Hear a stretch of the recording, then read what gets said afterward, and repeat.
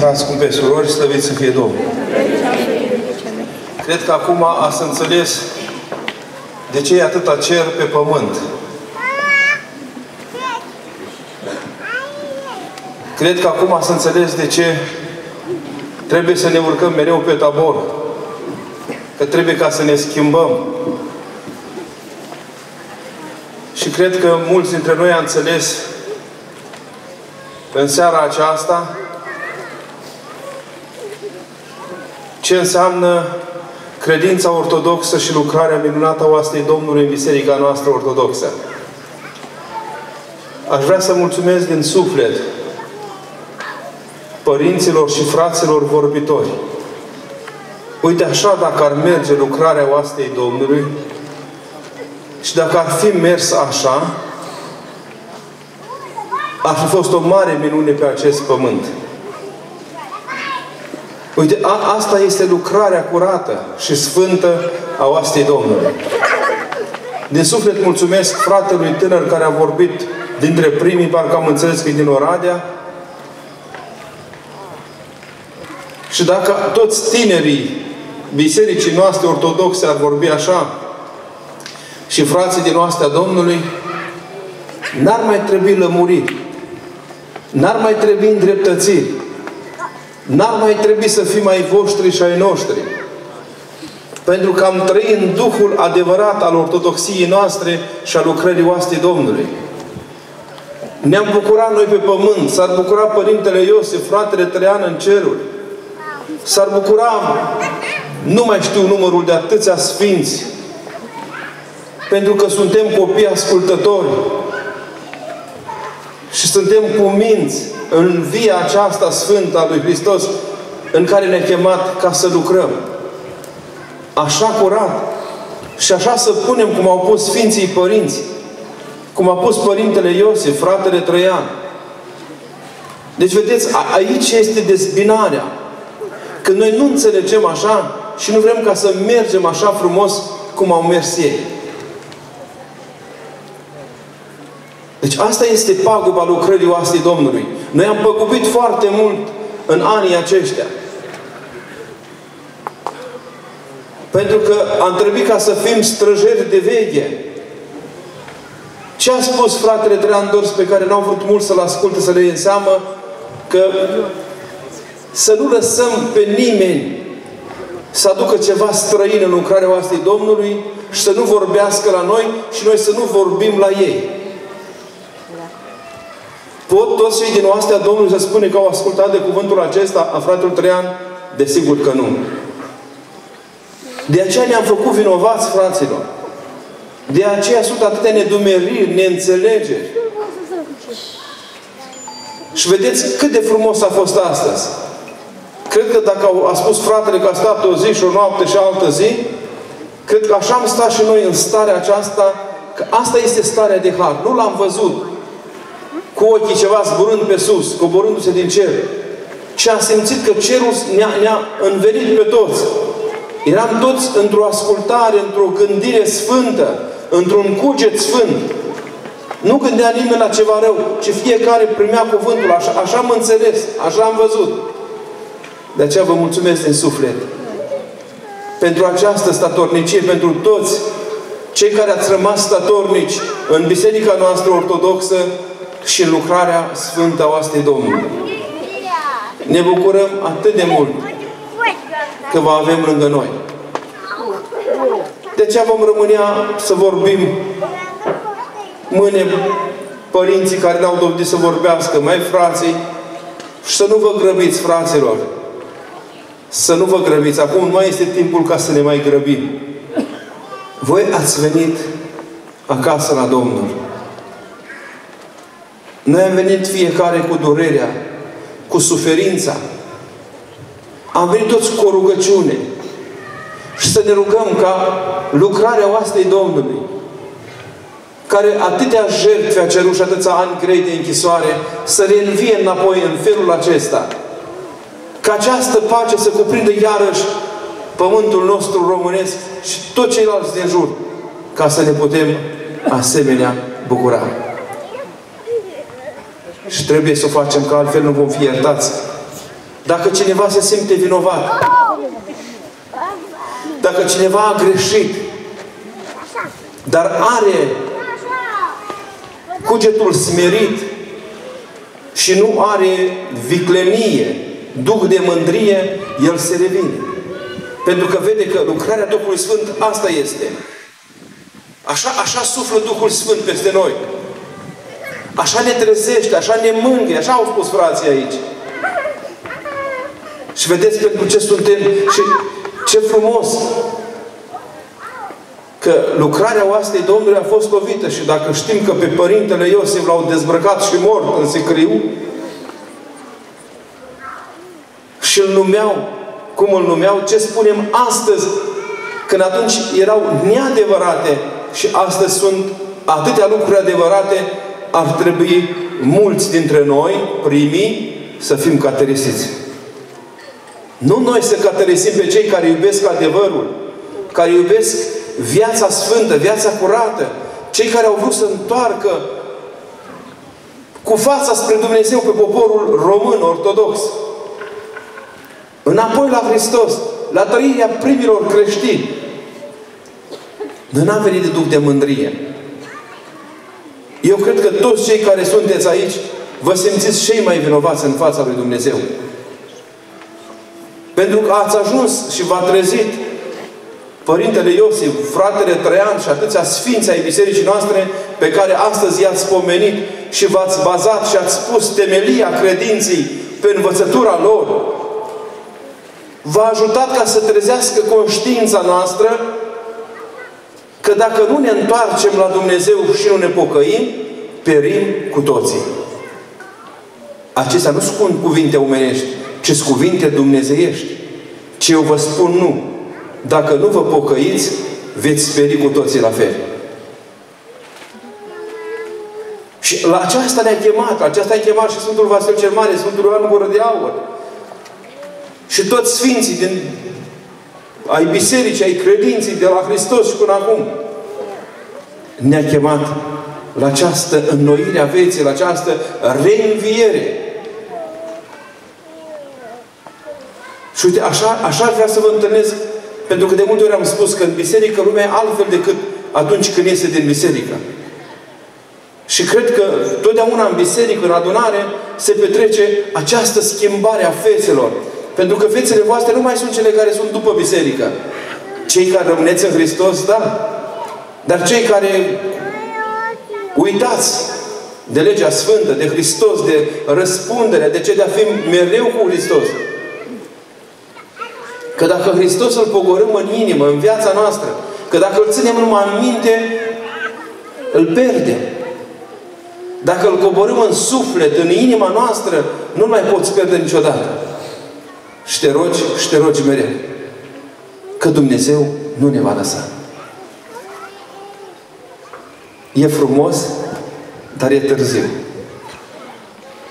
Vă mulțumim că ați venit și mâine mai luați de câte 2-3 cu voi, că veniți la biserică.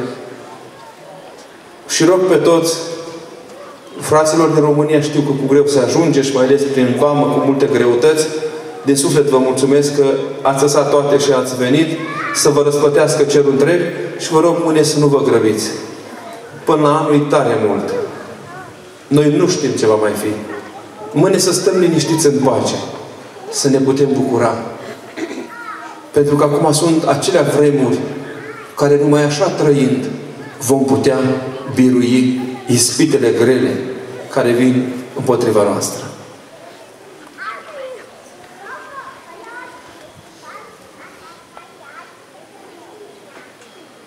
De multe ori mă îndrept spre cuvintele Părintelui Iustin Pârvu. Cât de frumos a vorbit el poporului. Pentru că a vorbit din durerea sufletului și a credinței. Din durerea suferinții prin care a suferit și a răbdat în zidurile închisorilor. Și vedeți, fraților, că nimeni n-a putut să gândească că în această libertate va fi o necredință atât de mare, o fățărnicie.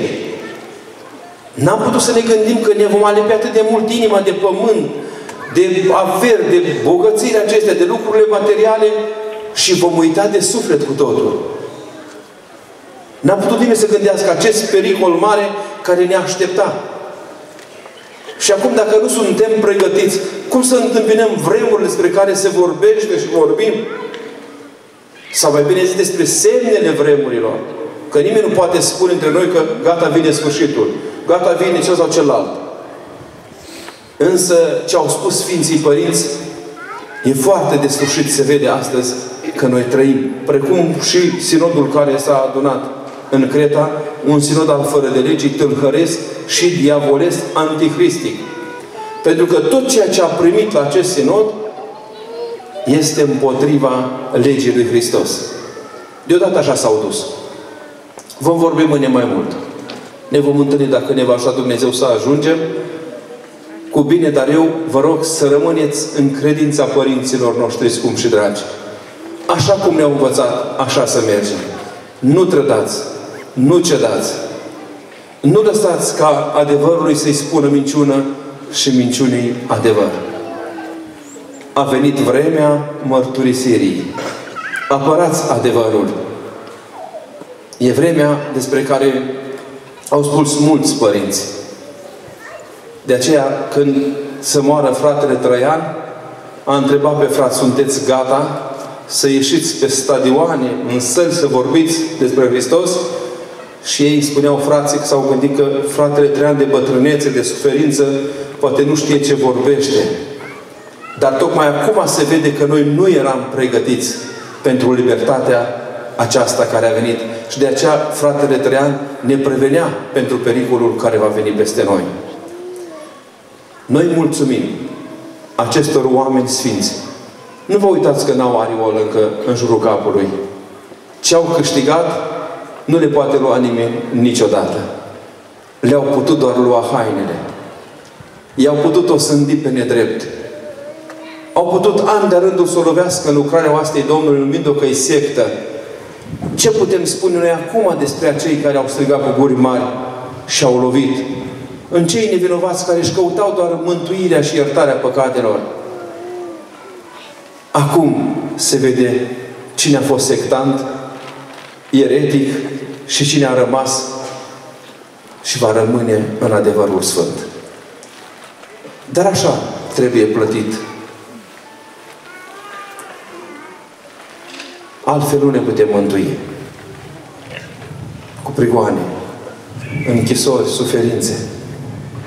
Și să știți că am spus, poate nu greșesc, cele mai frumoase vremuri și timpuri au fost vremurile acelea de comunism, de ateism. Că biserica noastră au dat milioane de sfinți. Acum, în libertatea aceasta, Doamne, ajută-ne și întărește-ne, că după cum este spus, chiar va căuta vrăjmașul pe cei aleși să-i înșele. Și noi vedem acest lucru se petrece astăzi. Oamenii nu mai știu ce vorbesc, ce spun, ce învață. Noi trebuie să ne bazăm doar numai pe Sfinții Părinți, pe dogme, pe canoanele bisericii, că vedem că oamenii sunt prea vânzători, prea fățarnici. Și vedem cât de ușor se leapătă de Dumnezeu, de adevăr, și se însoțesc cu Satana, ca să lucreze această credință mondială pentru a-L încorona pe Antichrist, de a-L primi pe Antichrist. Noi rămânem să-L așteptăm pe Hristos. Aici ne-a îngenunchiat Părintele Iosif, la crucea lui Iisus cel răstignit. La Iisus, înapoi, la Iisus cel răstignit. Aici să rămâneți, într-această învățătură sfântă. Nu vă uitați la cei care vor. Noi avem școli. Avem școli mari. Suntem oameni cu ranguri mari. Dar nu-L avem pe Hristos. L-am pierdut. Și toți din vorbirile astăzi, cred că destul de clar au vorbit, de deschis. Și cred, eu așa am crezut că toate vorbirile din țara aceasta au fost vorbiri prin Duhul Sfânt. Duhul Sfânt atât de frumos le-a filtrat, le-a strecurat ca să ajungă atât de curate cuvintele vorbite din inimă, din suflet, din durere, din adevărul Sfânt. Vă dorim să aveți o noapte liniștită, binecuvântată aici la Bănceni. Știți cum vă așteptăm, știți cât de greu când plecați. Va veni o zi când niciodată nu vă mai merge nicăieri. Dar să așteptăm cât mai frumos, cu viața cât mai frumoasă, trăitoare, cu candela aprinsă a credinței noastre. Nu vă luați după ceea ce este trecător. Luați după cele care sunt veșnice, despre care Mântuitorul a spus: mă duc la ceruri să vă pregătesc un loc unde eu am să fiu și voi veți fi.